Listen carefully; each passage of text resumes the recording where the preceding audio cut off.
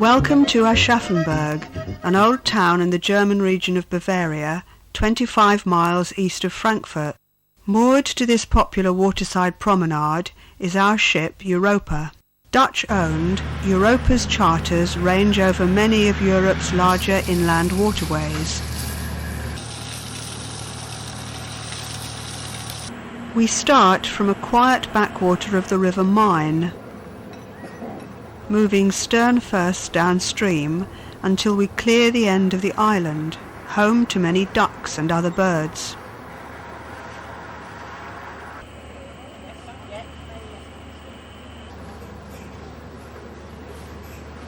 Johannesburg Castle is Aschaffenburg's largest tourist attraction.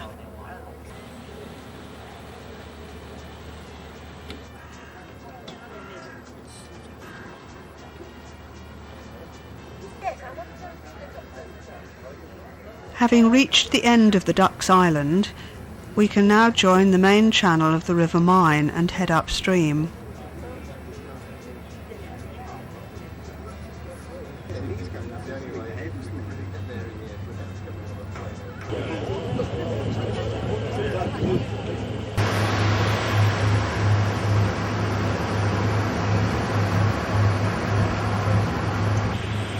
Passing the upper end of the island, we see why we needed to start backwards. The narrow opening is the site of an old small lock of which a short wall remains.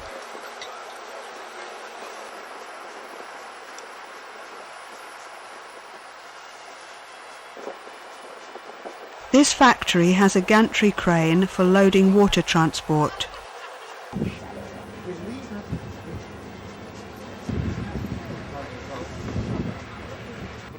So you have always... Oh, I see. We paid it. We now enter Obernau Lock. It will raise us 13 feet.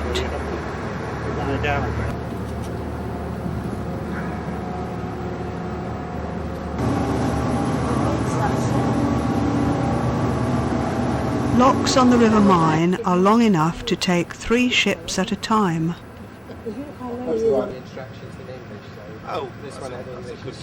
The red and white sign means no entry to the right.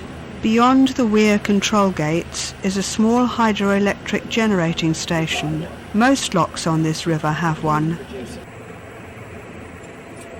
The wheelhouse and the aerials above it have been lowered to pass under the footbridge.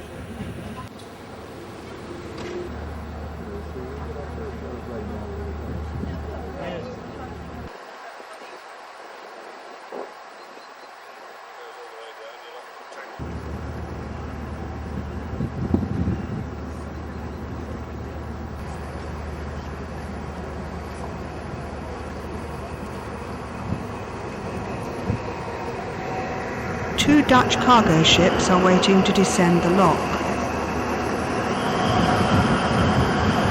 It's quite usual for the crew to take a car along, useful for trips ashore, shopping, or even to nip off home occasionally.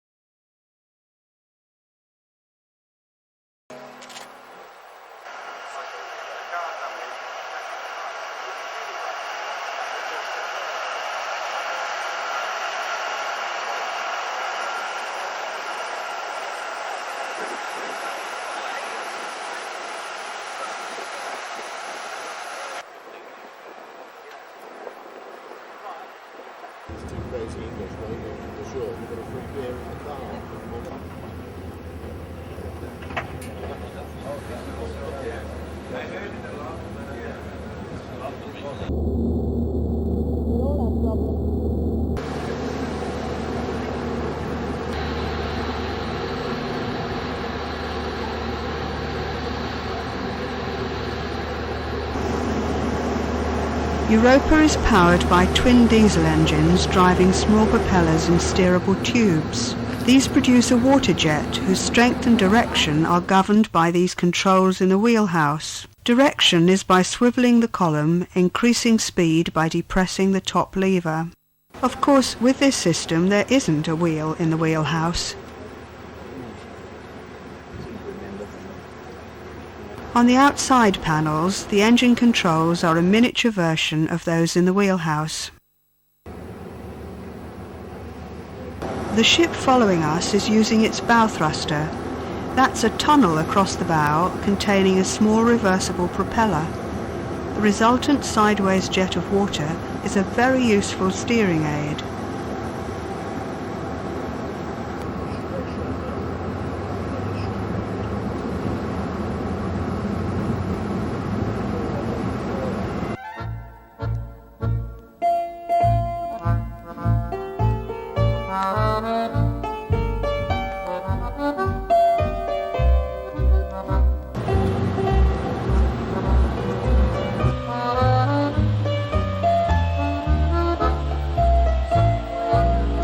The German word for vineyard is Weinberg, literally wine hill.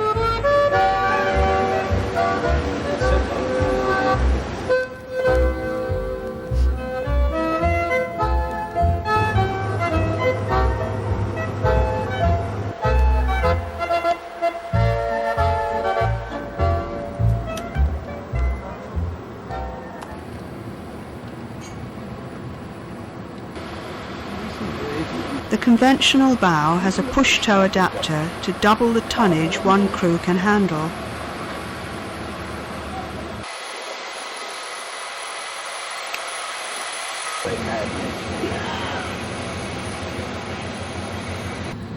This older vessel is now in Hungarian hands.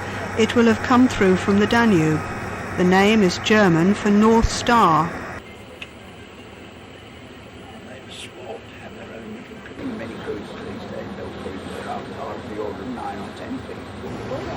Most locks on the Main have a small pleasure boat lock alongside. There's also the means for migrating fish to pass the dam. Large craft get larger water points than those usual in Britain.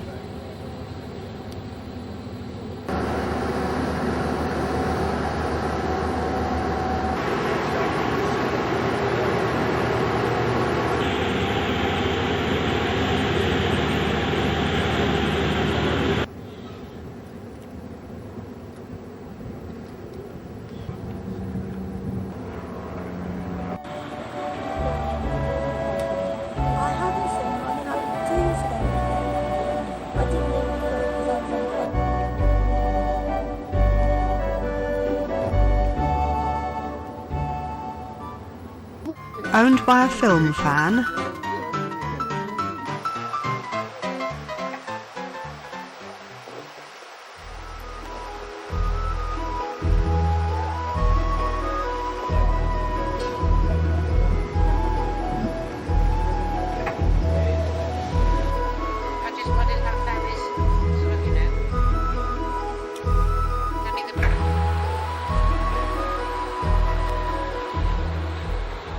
This is Miltenberg.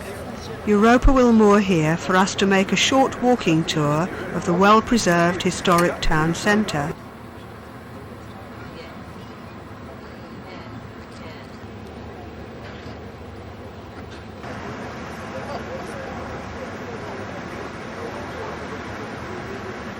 As we slowly approach our mooring, the busy traffic of this river continues past us.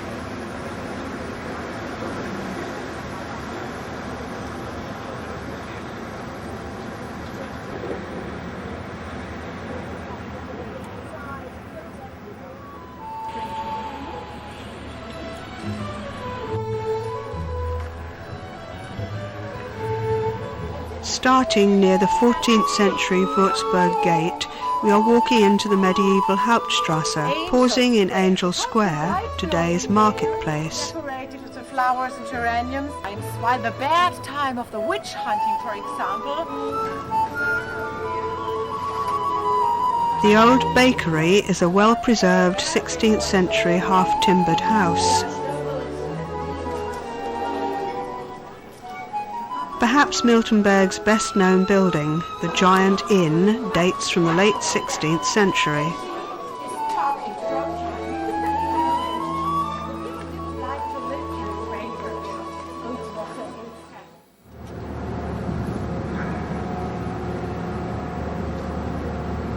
The crane looks to be involved in loading operations at the wharf. As we slowed down to moor at Miltenberg, a similar cargo of large cylindrical objects passed us.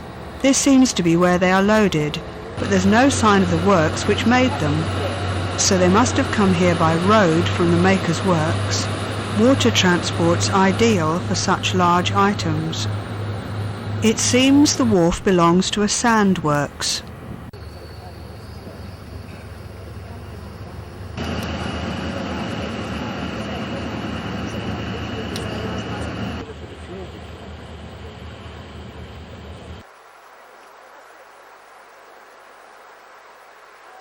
This is another adaptation to gain the advantages of push-tow operation.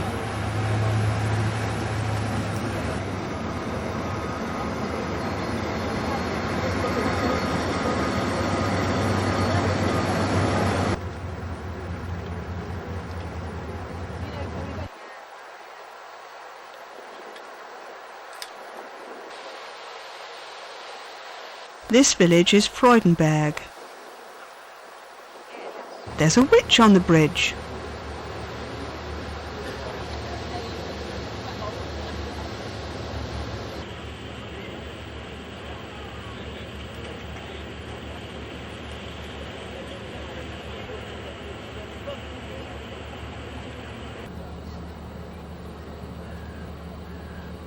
Time to go below for dinner.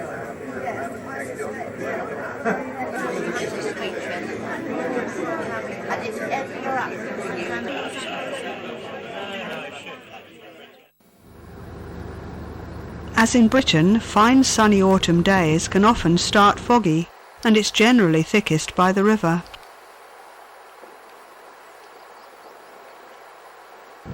We're slowly feeling our way past a village called Markt Heidenfeld. I'll bet the steerer's glad to have radar.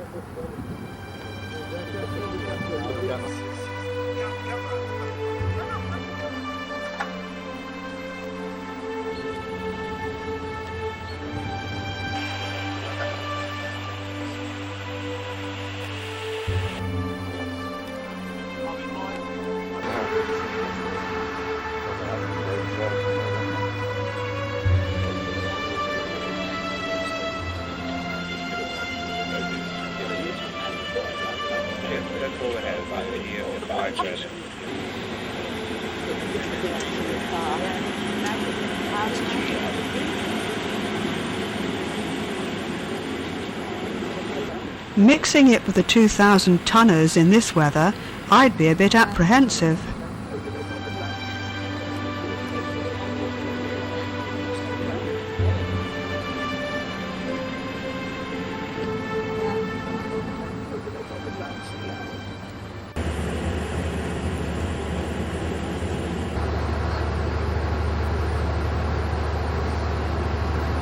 Behind us, the lowering arm is placing an arrestor cable across the lock close to the gates.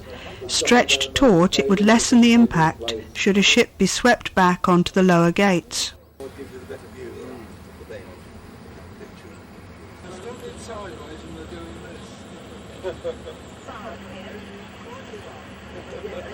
Rotenfels. We think it means red cliffs, difficult to check in the fog.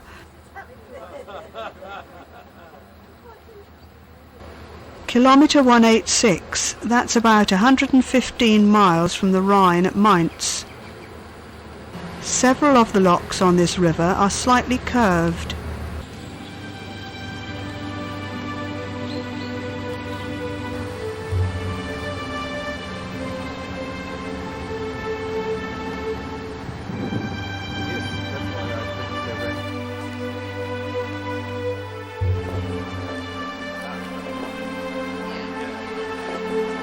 There seem to be many different styles of push-tow adaptations.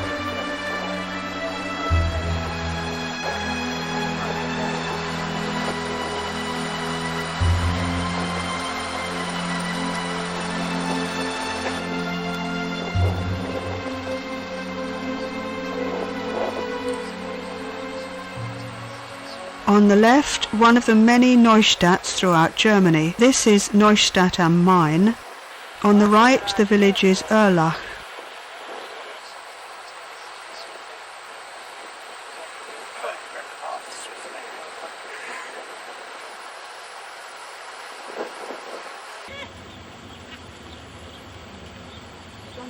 The ship ahead seems to be taking the arch marked with a no entry sign, but that would have been the only practical way to reach the wharf for mooring such a long vessel.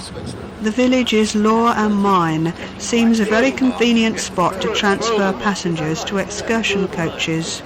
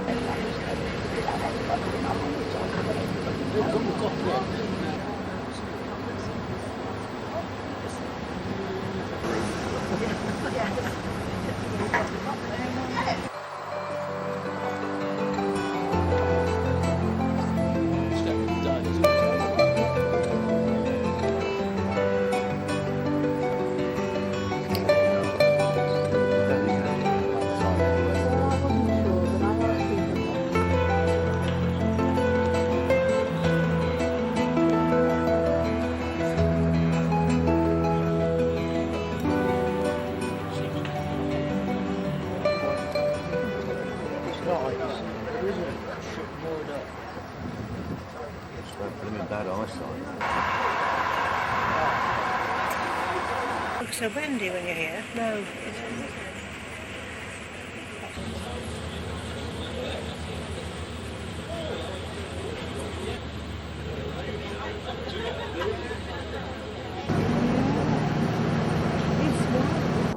One of German Rail's high-speed trains heading for Frankfurt. But this is not one of the new high-speed lines, so a freight train follows. We think the front part of this is a contractor's track relaying equipment being repositioned.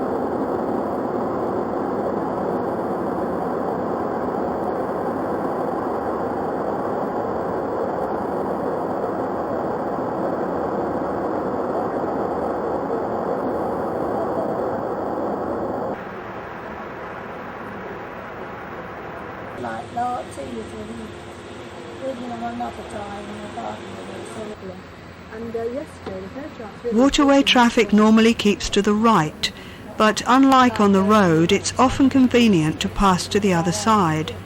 Display of the blue board tells the approaching craft of one's intention. They display their blue board in acknowledgement.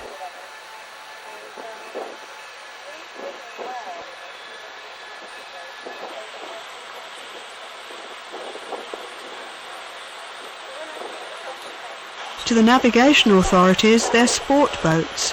Maybe you've noticed this on signs at locks.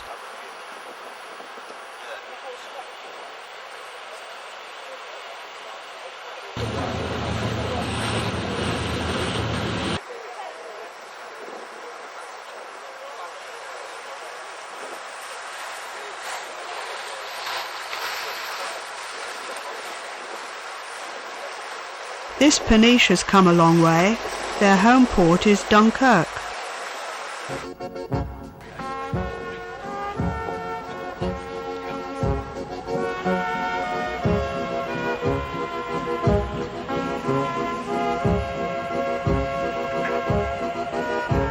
We are passing Langen-Protzelten.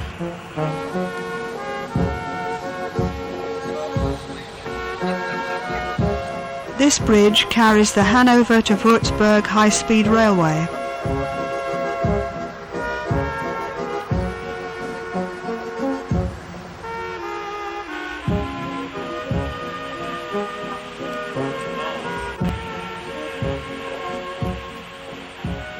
Unfortunately, this slope's too rocky for vines.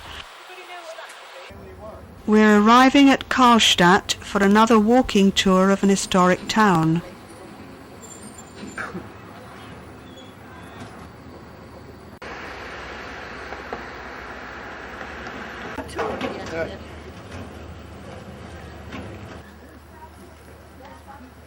Concrete, and there's a big concrete factory at the other end of the town. So there are lovely boats down there where they, in former times, they... The medieval centre of Karlstadt dates from the 13th century.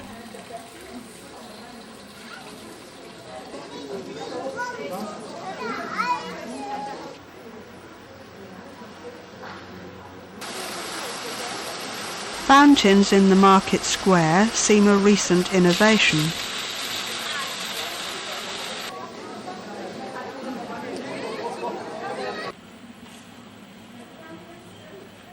Outside St Andrew's Church are 4 symbols of the Gospel writers awaiting restoration. Let's see inside. At the east end is a fine sandstone statue of Christ the Redeemer.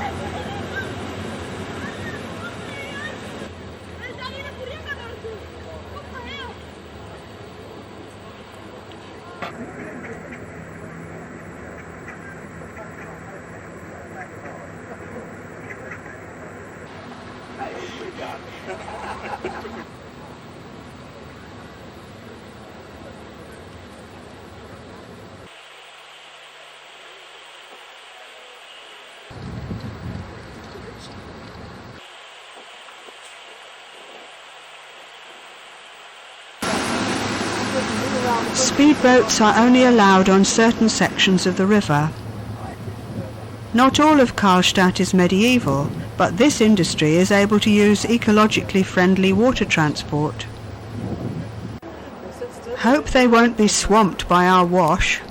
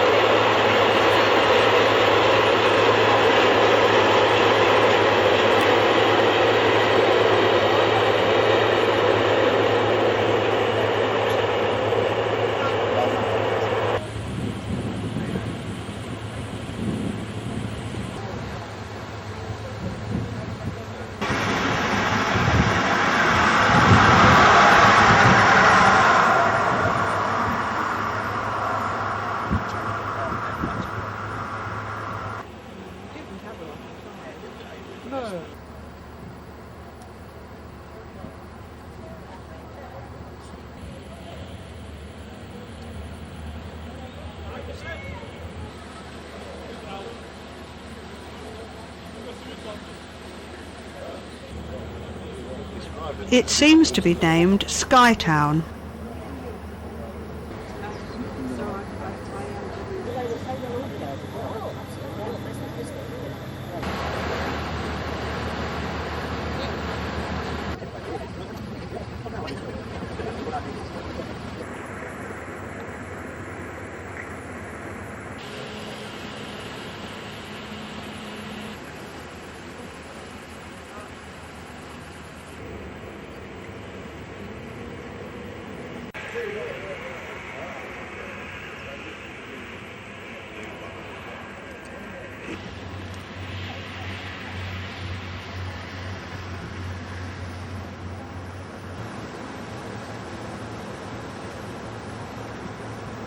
Europa does have a chairlift for passengers who may find stairs difficult.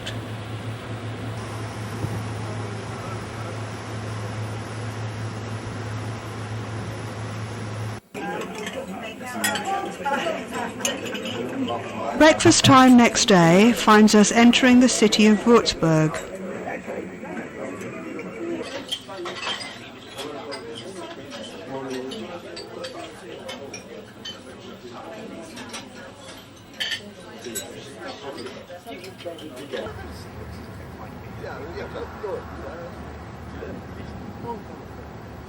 Vineyards here are very close to the city centre. The tunnel beneath is the start of a high-speed line towards Hanover.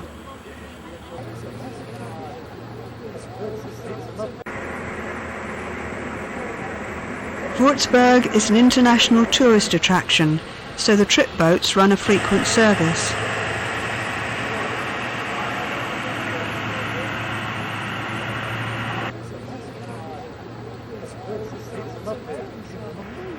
There's even a preserved item of waterway history. The quayside crane was built as long ago as 1773. We now come to Würzburg Lock, its entrance spanned by the historic old Main bridge with its statues of saints. The bridge dates from the 16th century.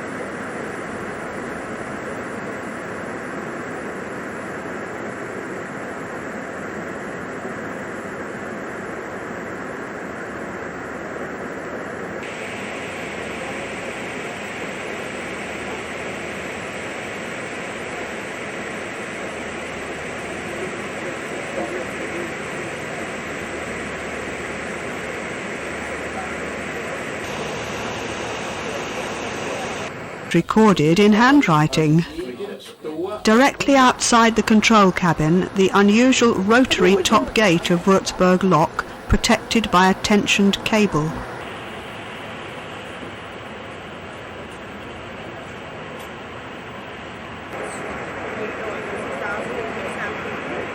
Note the TV cameras on the control cabin.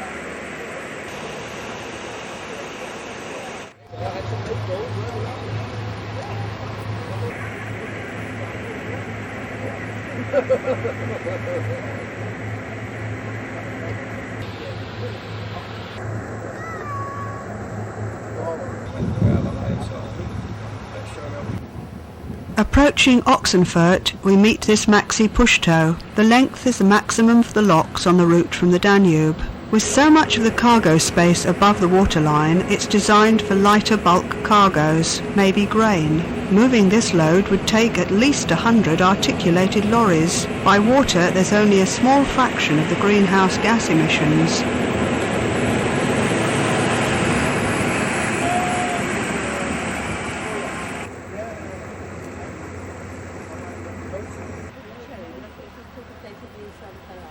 River maintenance work seems to be happening here, but not today, as it's Sunday. Germany's Oxford, that's how Oxenfurt translates, is having a horsey event today, but their transport's more evident than the horses. Riverside holidays are very popular here. The end of the restriction to one way at a time traffic.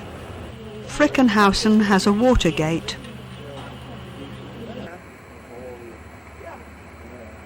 More workboats. They seem to have been clearing the bankside and dredging.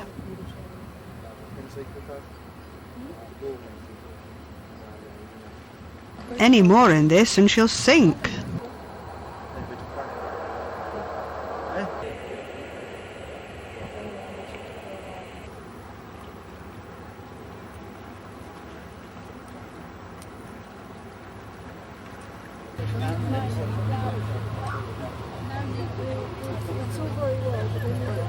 Wide places like this are probably former gravel pits.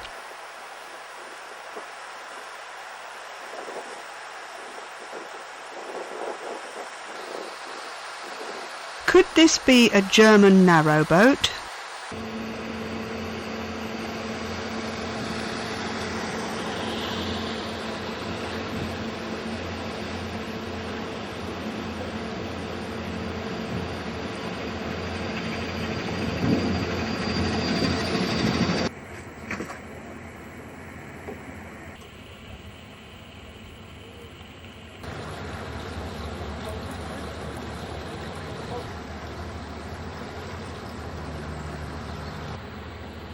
As Europa is locking alone, we don't need a long lock full of water, so the middle gates are used to economise.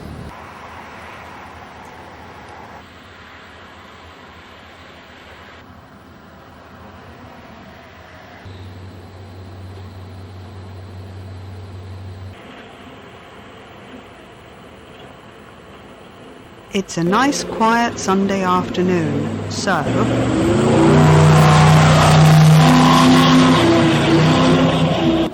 judging by the name, this has come from a long way east of here.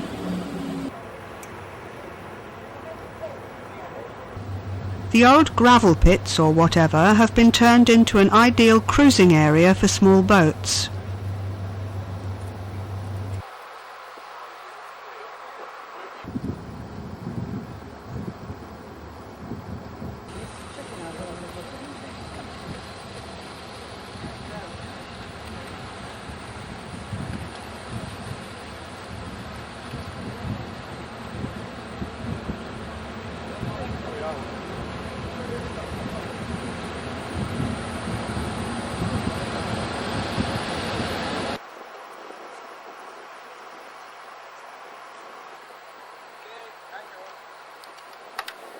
Next morning now, and it's only slightly misty.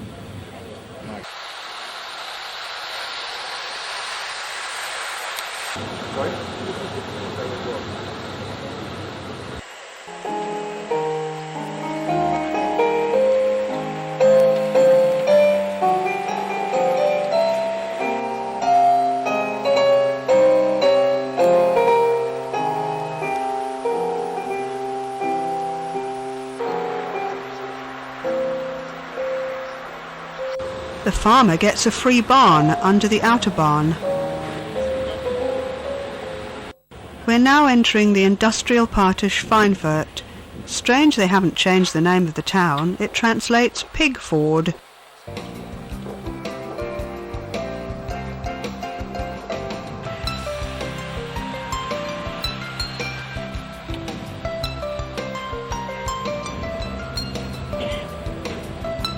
The colourful boat is marked River Police.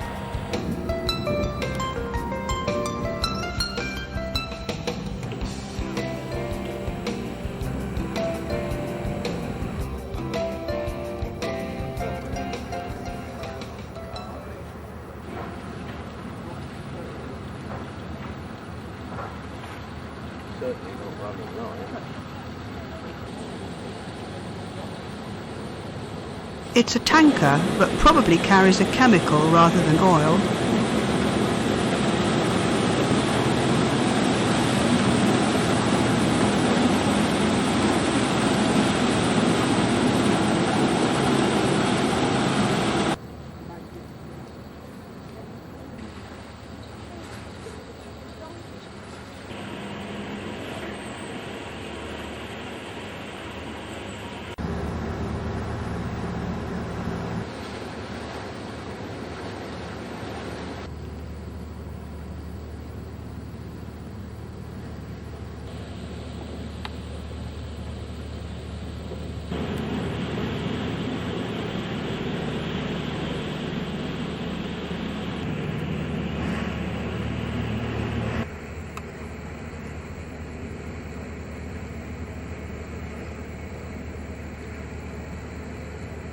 The lockside bollards can be difficult to reach.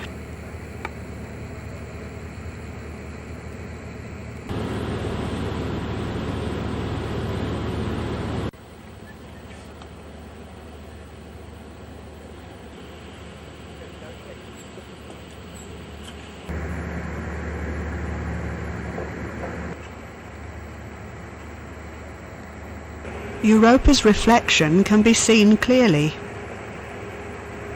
That must be the old town centre.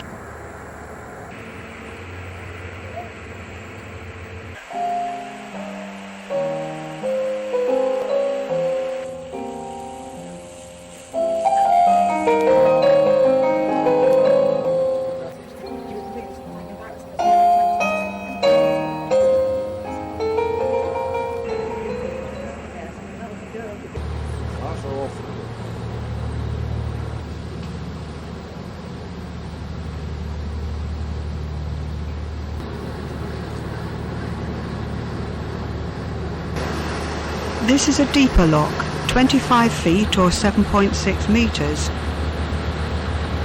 But that's small compared to some we'll come to later. With so much vertical rise, the mooring lines have to be repositioned regularly. Later we shall see a better way. The top gate of this lock is different. It descends to open. As we leave the upper end of the lock, another ship enters the lower end.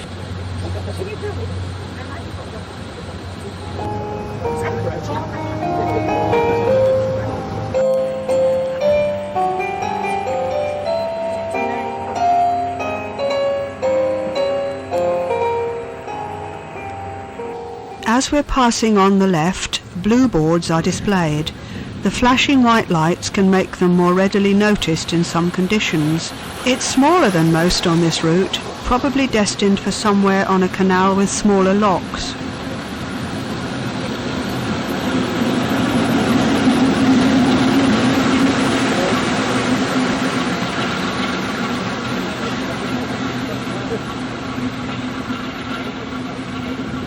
This country town is Aschaffenburg.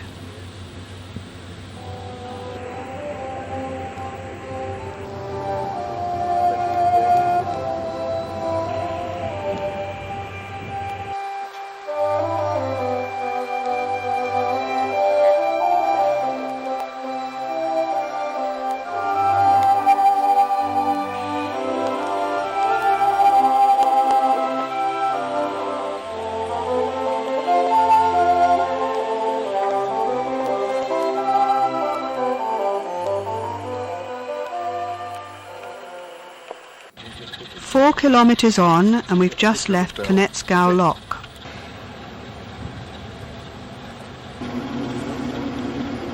Here's a very upmarket passenger ship.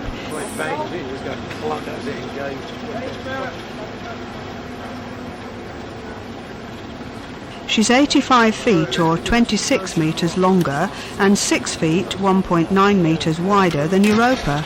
That will limit the waterways she can travel.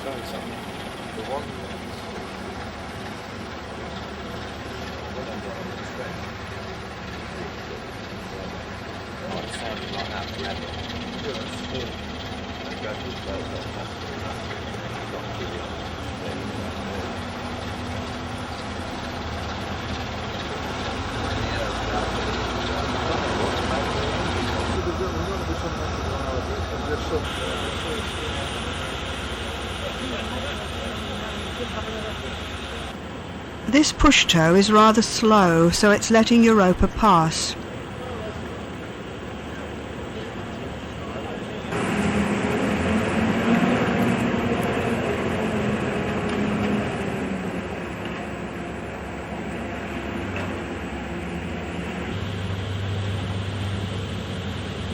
If this was a sandpit, it was a very big one.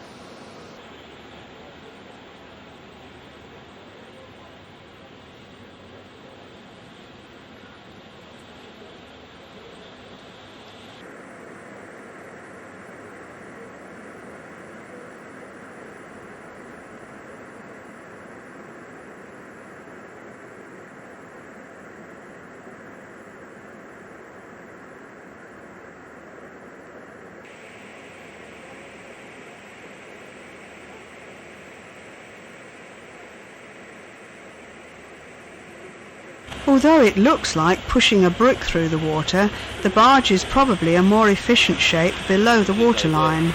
It's designed to be pushed at either end.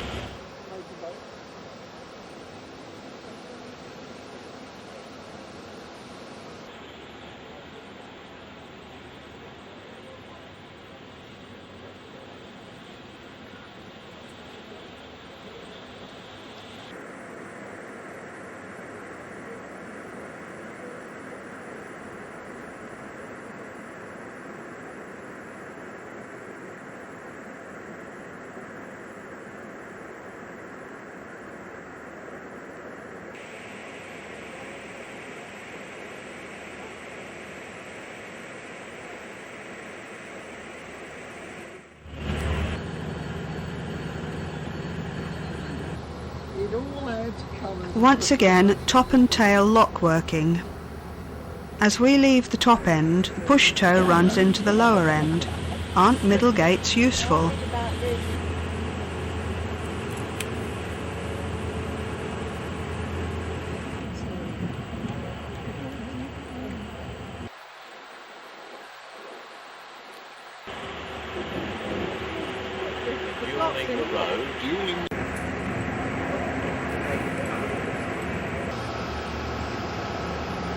They're building a second bridge to complete the motorway's river crossing.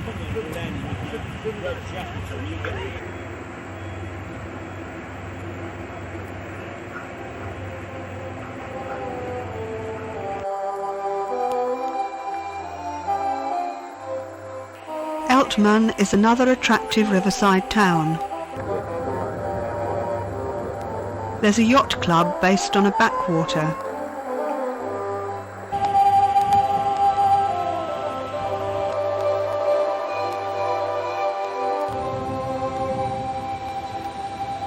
At 380 kilometres, 236 miles from the junction with the Rhine, we reach the highest lock on the River Main. The Jolly Roger? Well, that's different, and there can't be many vessels on European inland waters with a Japanese name.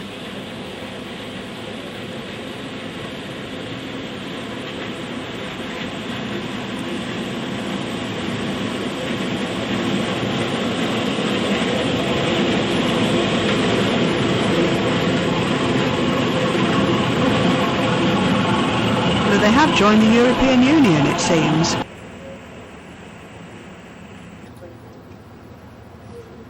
In some jobs you can get your hands dirty just dealing with the paperwork.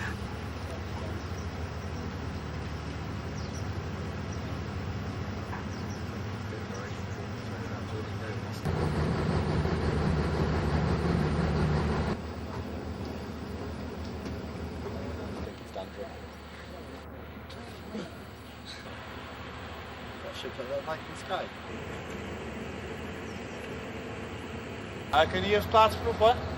Nee? Hier is plaatsproeven. Where is everybody? Kom je eens kerst van mij naar Elteren hierheen?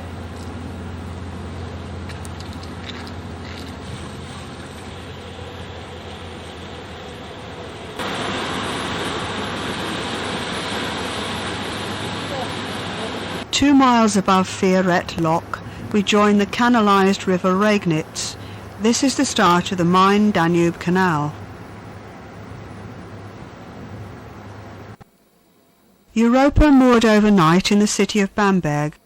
The start next morning was about 4 o'clock. Our cameraman wasn't in action until after the first lock. We're approaching Strullendorf Lock. The rosy lighting is by sodium vapour lamps, as often used for street lighting. The three white lights in a horizontal line a little to the right mark the rear of a push tow.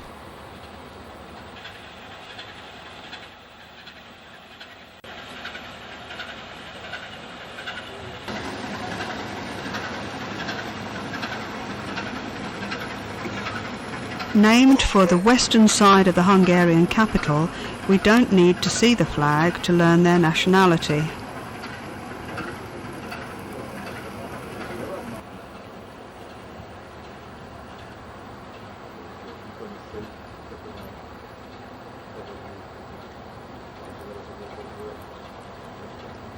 The jerky pictures are due to the camera being in its most sensitive night mode. Sorry, but it's that or nothing.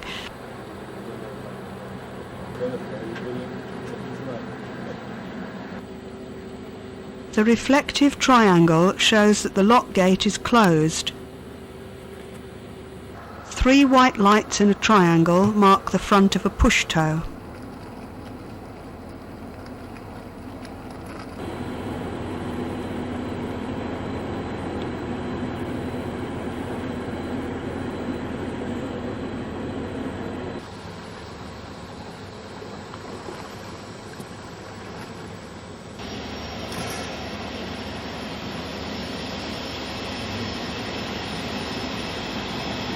Must be local. The name means City of Nuremberg.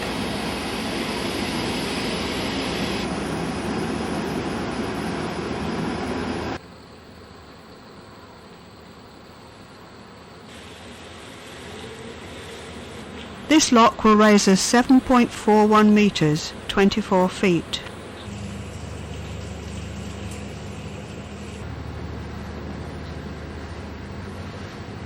Applying some colour correction to reduce the intensity of the orange lighting, unfortunately also makes the red signal lights appear to be green.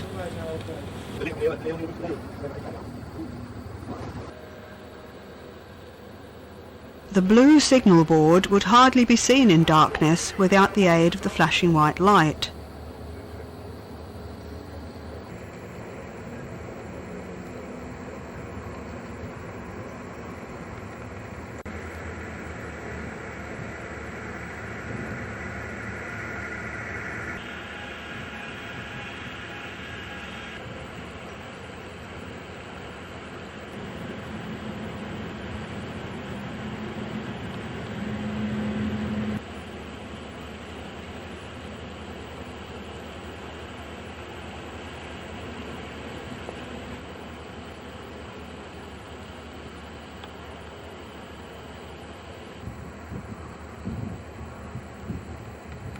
After all that, a bite of breakfast will be most welcome.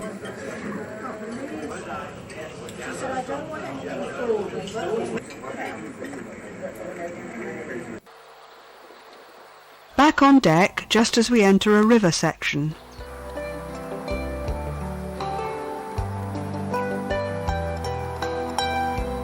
They're loading whatever mineral product that big factory makes.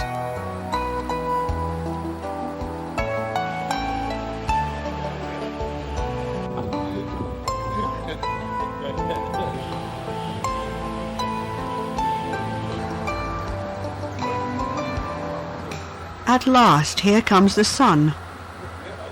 An electronic moving chart and CCTV monitors are below the steerer's sightline. We leave the River Regnitz here. It's all canal now to the summit.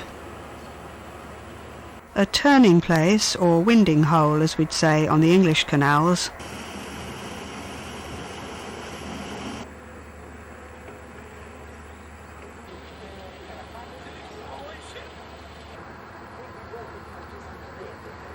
He's off to his allotment.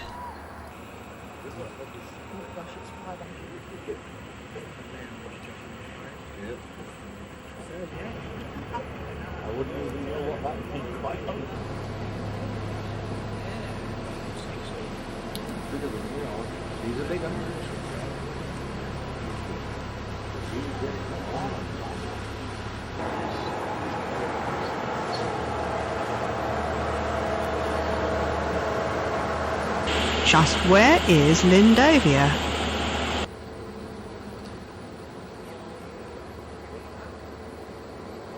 Now you can see the moving chart. It doesn't really flicker.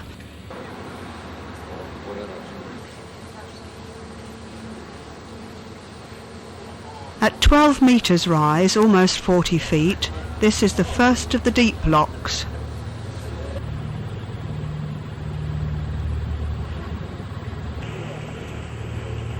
As we rise, repeatedly moving the mooring line is a bit of a chore.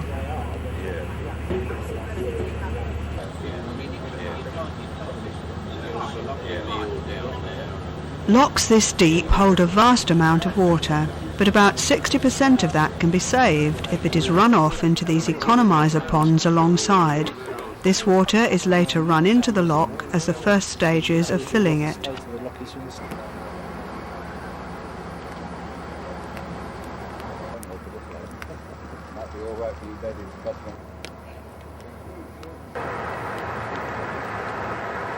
It's raining quite hard now, so the camera is wrapped in plastic.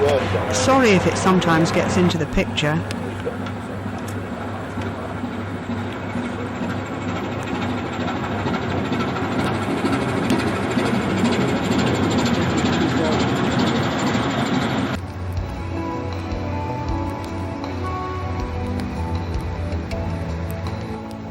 It's not the weather for sitting in deck chairs.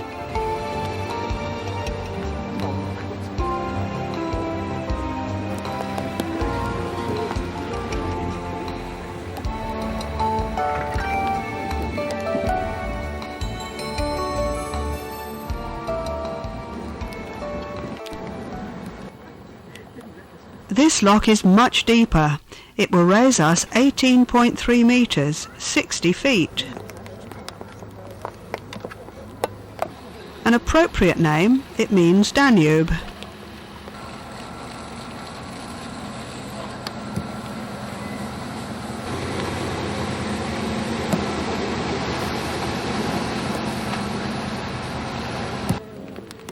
The wheelhouse descends to pass under the lower gate.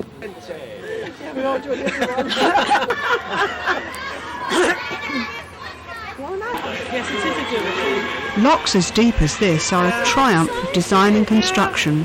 The walls must withstand frequent large changes of water pressure as the lock fills and empties.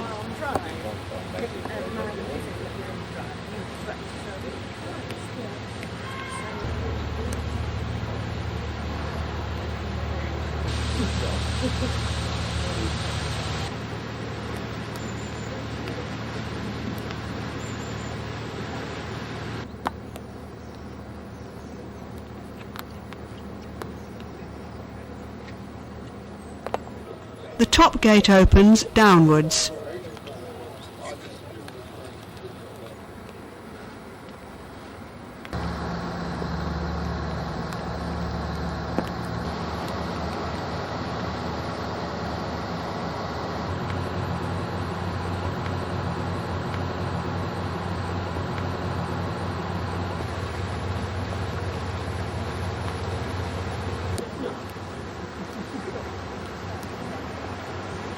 The logo shows this to be a rowing club.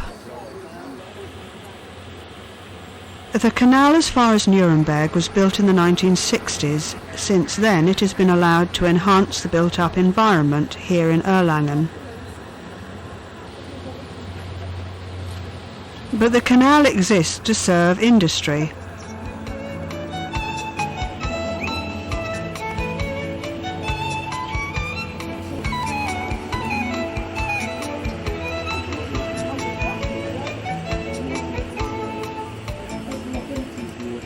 This is washing either the grab or the roadway on the wharf, or maybe both.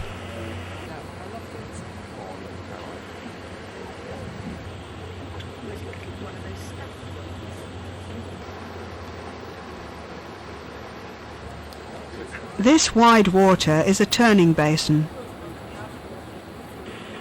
We think it's an old power station that's being demolished.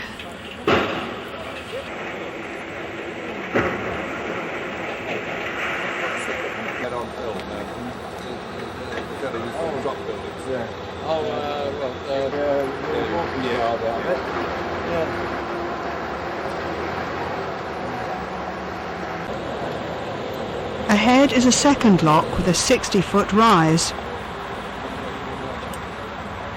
This older ship's wheelhouse has to be folded down completely to pass under these low bridges. To the left of the lock is the pump house. In times of water shortage, lockage water may need to be pumped back to the upper level.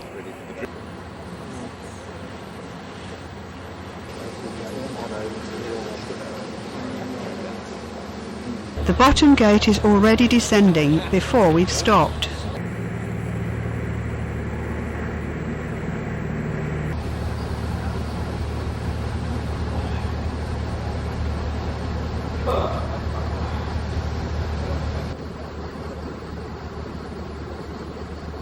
The economiser ponds beside the lock, so vital in reducing water consumption for every lock operation. The ponds are empty now as the lock is full. Warning of work in progress further ahead. Note the CCTV camera on the highest post set for a view of the top gate.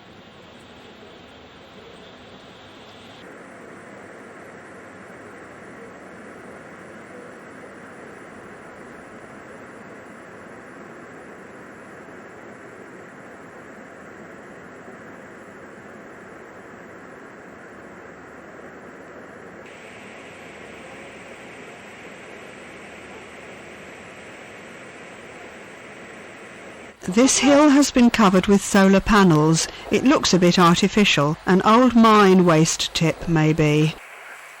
Another turning place.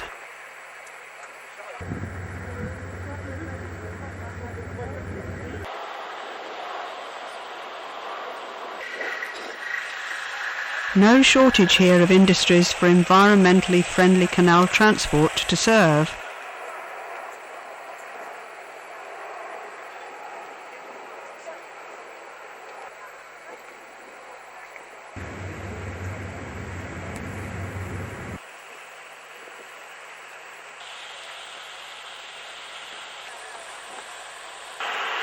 Entering Nuremberg, we are reminded that the Germans were the first builders of motorways.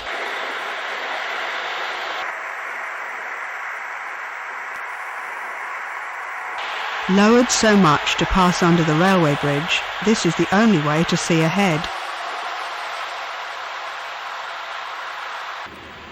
Nuremberg lock is smaller, only 31 feet, 9.4 metres rise. They work that great big lock just for this little police cutter.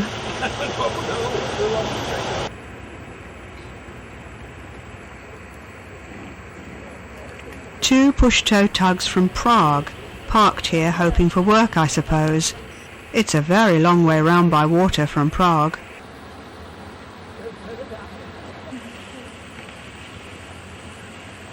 More friendly than some guillotine gates which drip it all onto you.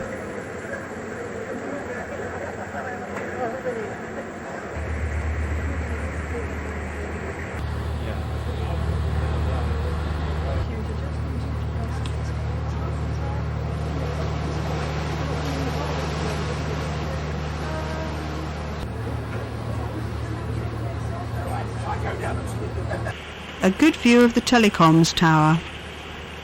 On the right, encouragement to wear life jackets for the deep locks.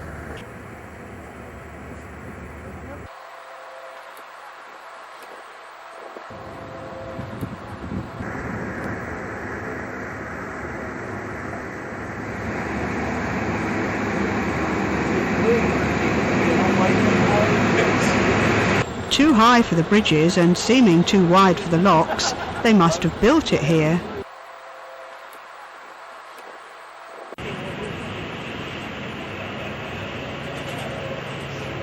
Europa will be mooring soon, but first to drop off the rubbish bags and crew to handle them, close to the disposal point.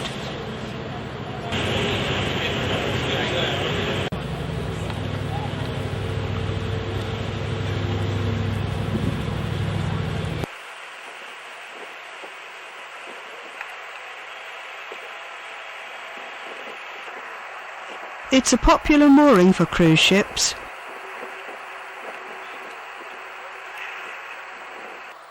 Across the canal is a container terminal. but there's no sign of its use by water transport.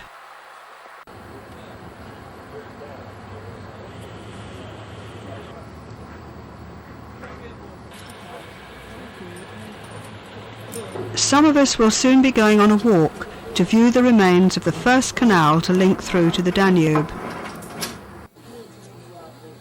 Work on the first canal linking the rivers Main and Danube began in 1836, instigated by King Ludwig of Bavaria. After this canal opened in 1845, it was busy and prosperous for all too short a time before succumbing to competition from the faster and more efficient steam railways. The small locks, similar in size to those on England's Grand Union Canal, were never enlarged. King Ludwig's canal became disused. Damaged in the 1940s war, it was abandoned in the 1950s. The canal has now become a public amenity for walkers and cyclists, even on sections where the waterway has been filled in. Back aboard Europa, this is a cabin interior in daytime mode. Twin beds fold down from the wall on the right. Next morning was another very early start. Filming resumes about 12 miles, 20 kilometres above Nuremberg. We have already passed another 2 deep locks.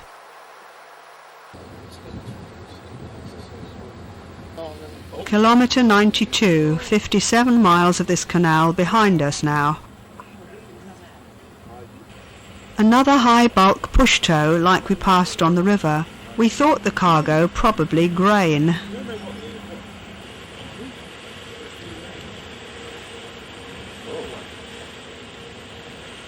Arms either side of the wheelhouse support mirrors to give a view along the sides, essential for locking and mooring. As the wheelhouse rises or lowers hydraulically, the gangway along the length of the crew accommodation moves with it.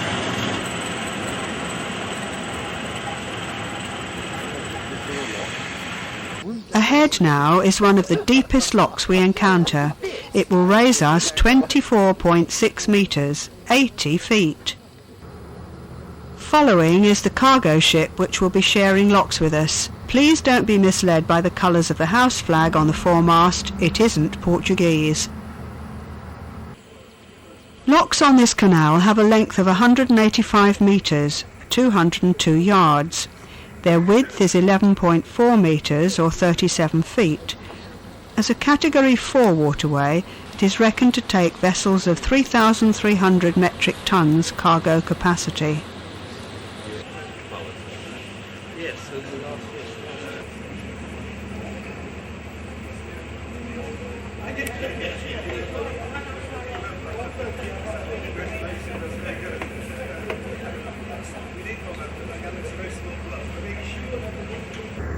There's one crew member who's taken note of the advice to wear a life jacket.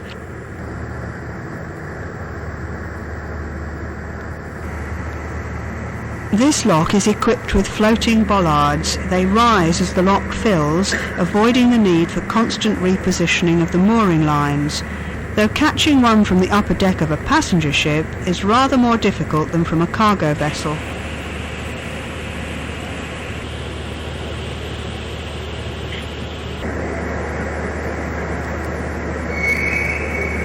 The lock is filling first from the lowest of the side ponds.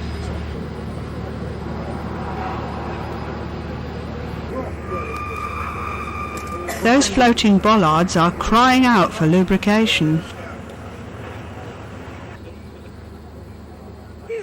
With the lock now filled, the top gate is lowering. The side ponds will have been drained to fill the first 60% of the lock's volume.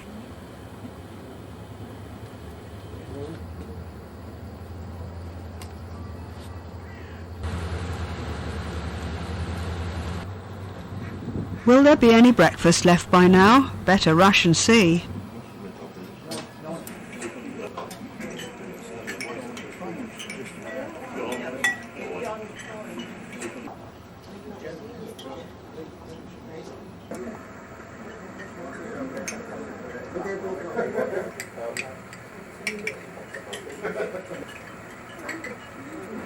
A hurried breakfast and back on deck just in time for Hilpoltstein lock. As the canal is heading directly into the sun at this time of day, photography is particularly difficult. It's a rainwater drainage system intended to prevent a landslide after heavy rain.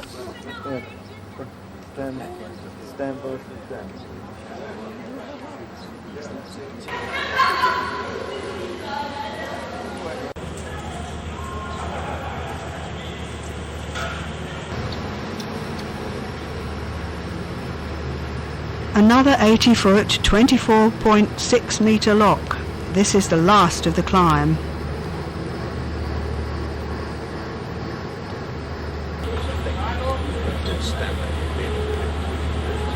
That must be a CCTV camera on the foremast to be able to judge where to stop.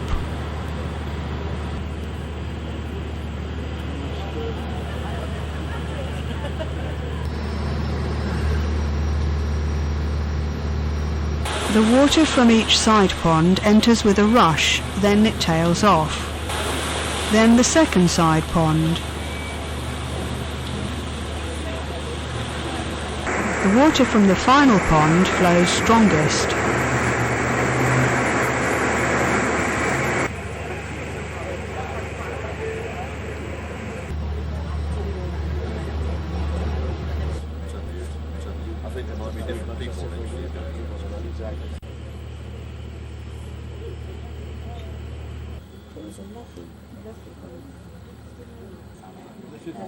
The upper gate has opened and the signal clears for us to enter the top level of the canal, 406 metres or 1,330 feet above sea level.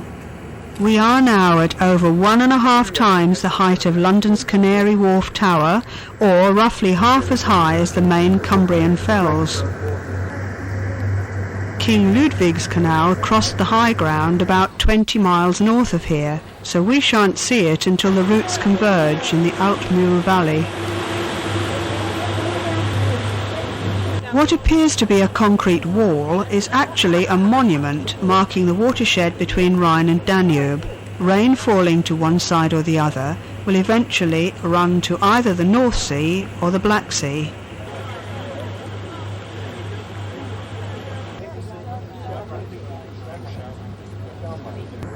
The Main-Danube Canal's main problem is water supply to this summit level.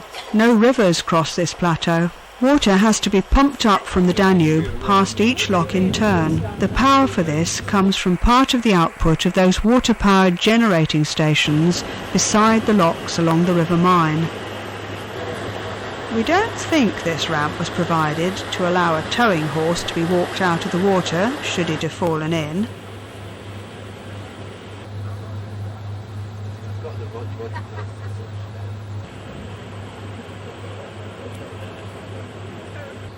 %14 of the canal's construction costs are reported to have been spent on environmental improvements. 13 years after the opening, doesn't it seem to have been worthwhile? This lady had been here for the canal's opening ceremonies and has the T-shirt to prove it.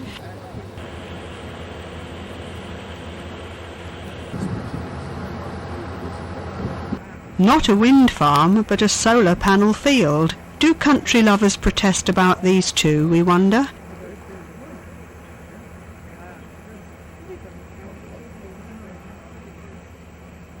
We are approaching the first lock of the descent to the Danube. Pleasure craft should stop here to phone the lock keeper.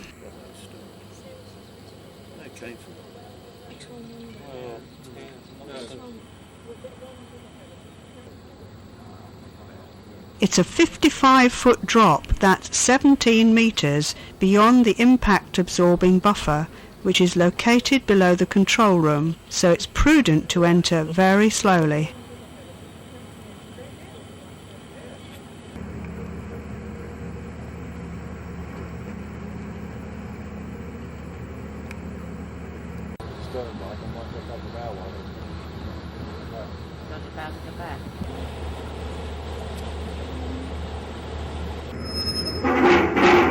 It's desperately hungry for grease.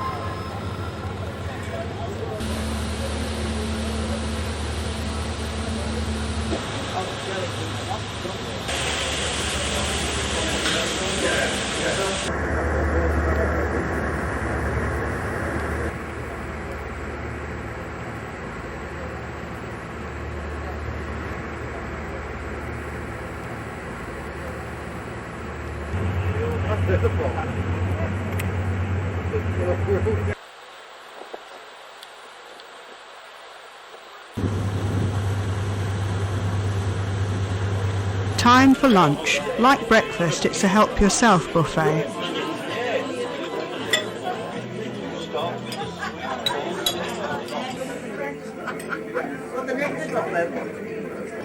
During lunch we passed Birching, where the opening ceremonies were held in September 1992.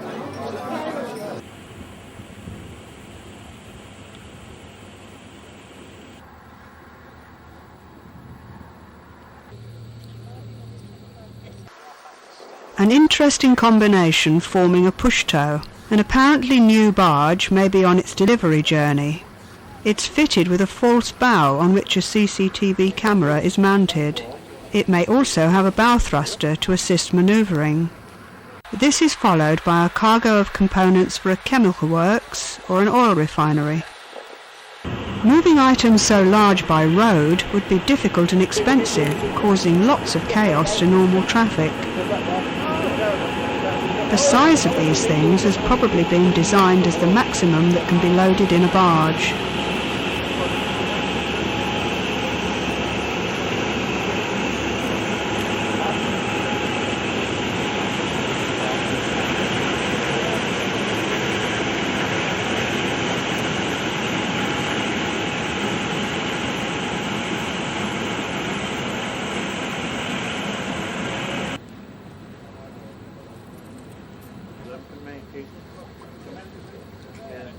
We're entering Dietfurt Lock. Again, it's a descent of 17 metres, 55 feet.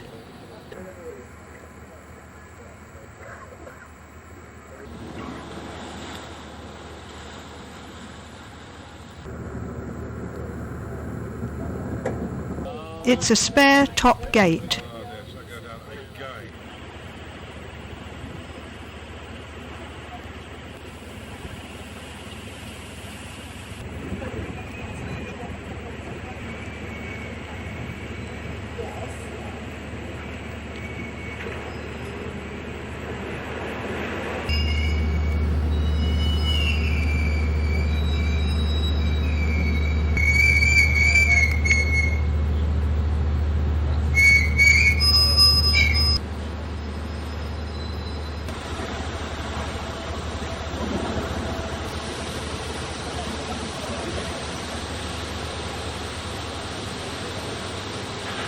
That's the pivot of an arm supporting the buffer that protects the lock's end wall.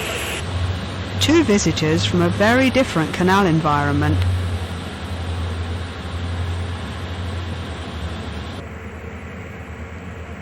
Shortly below Dietfurt Lock we join the Altmühl River. Extensive engineering works along the Altmühl Valley have widened and deepened the river, straightening it in a few places.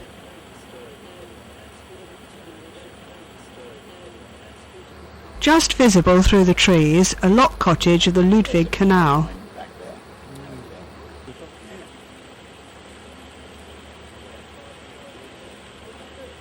Here, the modern waterway joins the route of its predecessor.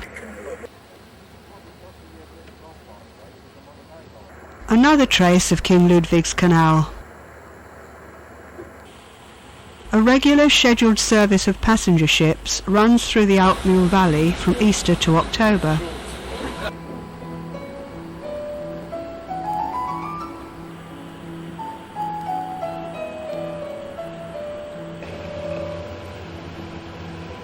Our best view along this valley of the canal of the 1840s, complete with Lock Cottage and the remains of its lock.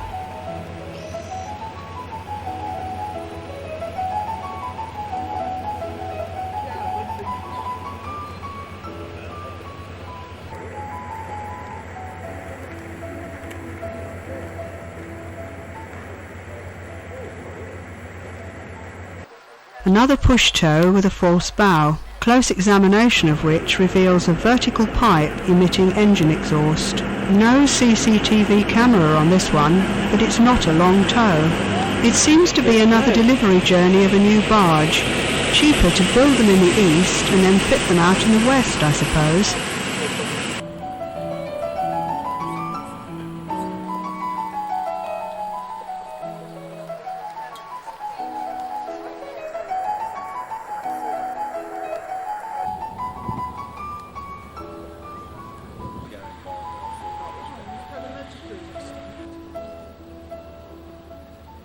This looks to be a maintenance depot for the waterway.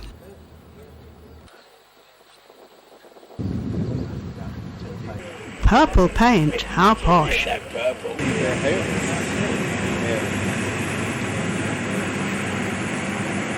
The workboat doubles as a police boat, it seems. Maybe the skipper is the equivalent of a special constable.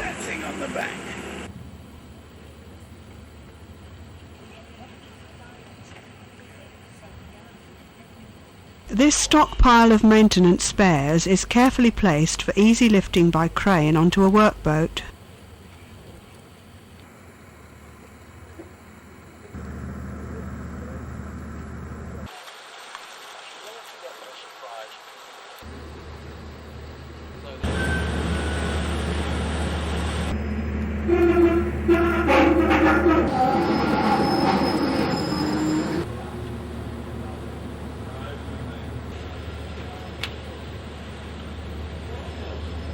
Europa's engineer has just repaired the servo system, which lowers and raises the aerials above the wheelhouse.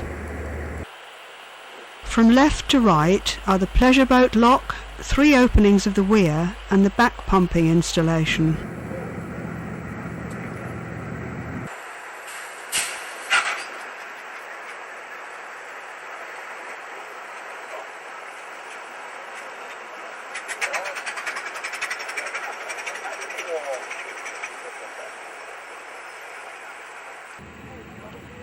As we are about to moor for the night, up goes the mast.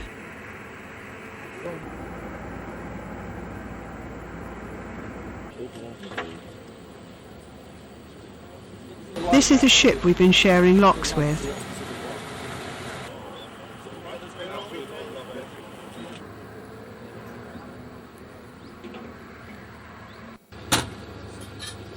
Next morning we have a later start. It's daylight.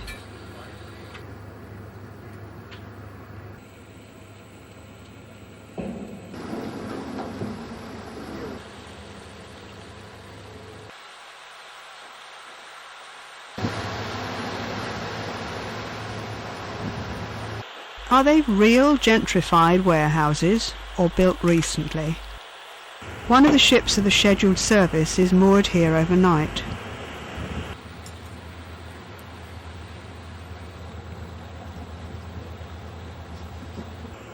Not as far from home as the name implies. The MSG logo translates as Mine Shipping Company. A heron hoping for breakfast. Made mainly from timber, this footbridge has become a well-known symbol of the Main-Danube waterway.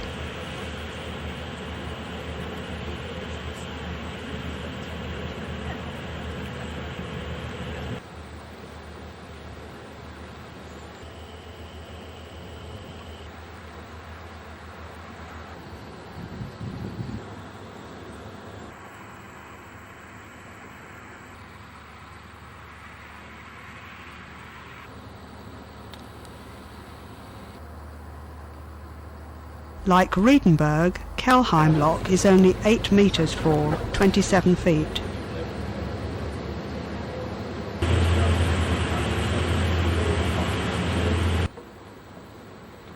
With Kelheim's Liberation Hall on the skyline, we are mooring to walk beside the Kelheim basin of King Ludwig's Canal. In the far corner is a lock at the start of the link from the basin to the Danube. A minor road crosses King Ludwig's Canal by this lifting bridge, said to date from 1850. Finally, the old canal passes through this concrete bridge, part of a flood protection embankment, before entering the River Danube.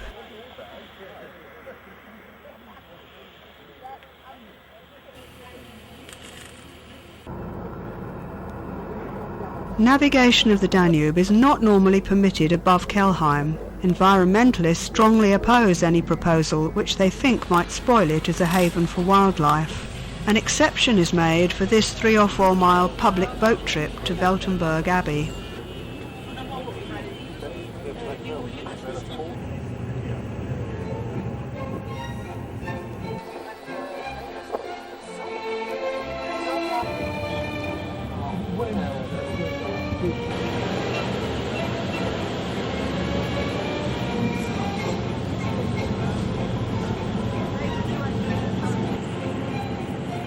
Visible now astern, the Liberation Hall commemorates Germany's release from Napoleon's rule.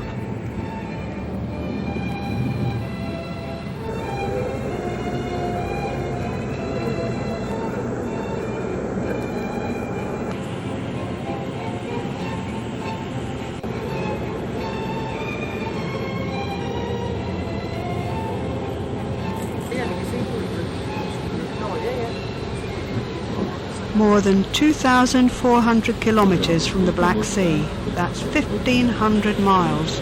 Oddly enough, the Danube starts within 30 miles, 50 kilometres, of the nearest point on the Rhine. Our destination, Miltenberg Benedictine Abbey, appears ahead.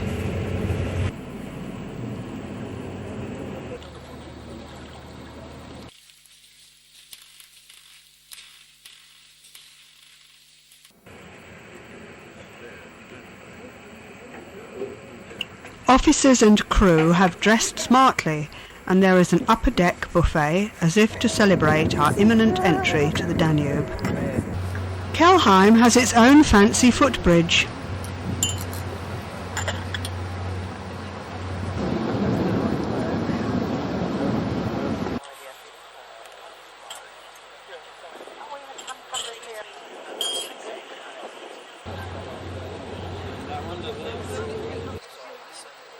Now at last we join the Danube.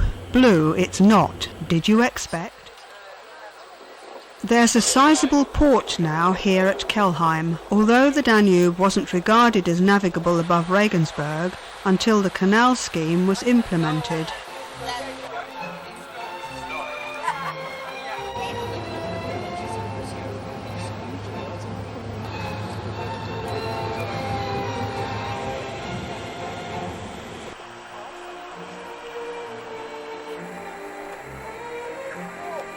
As we pass under the railway bridge, we'll be entering a lock cut.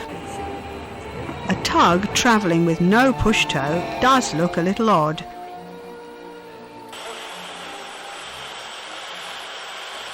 Our first Danube lock at Bad Abbach. The river itself lies beyond the lock island with its lamppost. Being the highest lock on the river, large amounts of driftwood will need to be cleared from the channel here. Only 1,490 miles to the Black Sea. As at the locks on the River Main, there's an arm which places and removes the gate-protecting arrestor cable.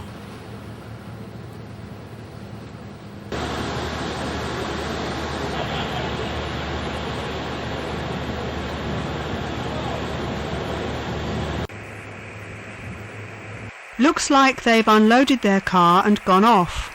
The fore end's been adapted for push-tow work. Below the lock we rejoin the natural river.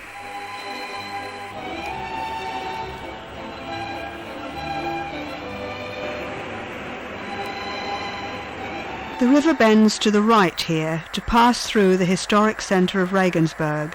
We enter another lock cut. Naturally, other Dutch ships are here too.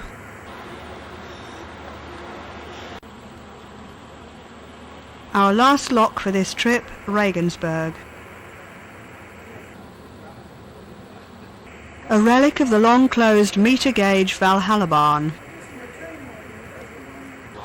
Surely few locks have been as closely fitted into a city centre as this one.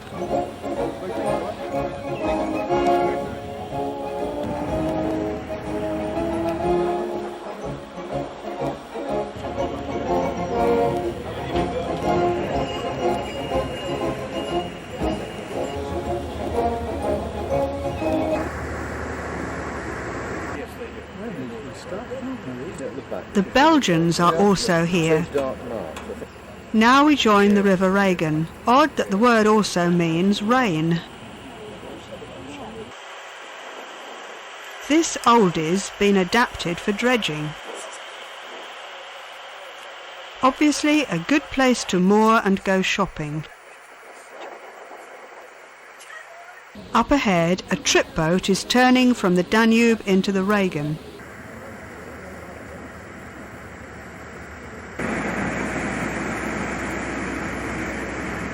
We are making a large turn into the natural course of the Danube to reach our mooring.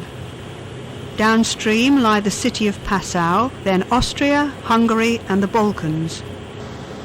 Due to the presence of a historic bridge with very narrow arches, the natural river through Regensburg could not be part of the link waterway, so the diversion we have just negotiated had to be constructed. Shipping company offices.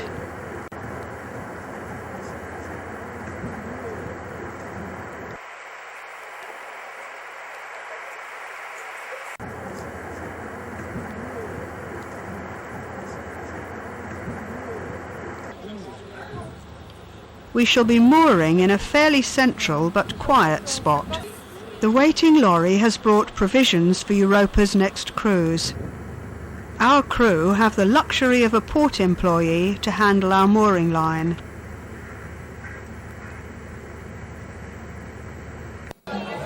Welcome to Europa's lounge, unseen until now, as despite the excellent views from the large windows, filming through glass is best avoided. It's the evening of the captain's reception and a celebratory dinner.